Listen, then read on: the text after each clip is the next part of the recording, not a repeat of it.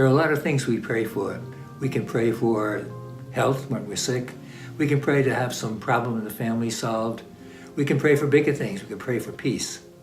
Solomon was a great king of the people of Judah. He reigned about 950 years before Jesus. He tells us, or we're told in the Bible, that one day he was thinking about what to pray for. And he thought about all kinds of things. He thought about praying for power, which is certainly something a king would want. Pray for wealth, another thing for a king would want.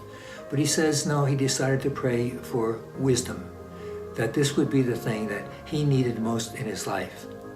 Now, there's a difference between being wise and being smart.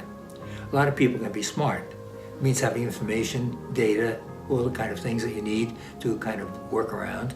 But being wise means that you take all that information and all that data and you use it for what God wants us to be and do, for the good of our world, for our own good, for the good of those around us. There are two things involved in being wise. One thing is that, as the Bible tells us, the fear of the Lord is the beginning of wisdom.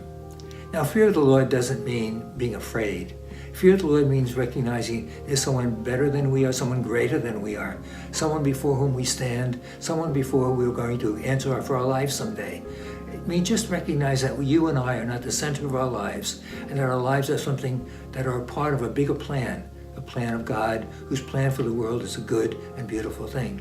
And the second thing to remember is that to be wise, we have to be wise in our own circumstances. Solomon asked for wisdom so he could be a good king.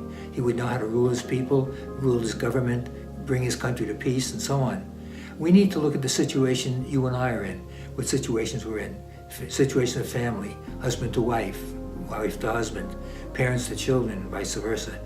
All the relationships that we have, relationships in business, relationships, social relationships in our community, relationships in our parish.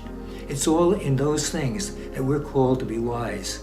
And being wise means knowing when to say something and not to say something, when to do something and not to do something.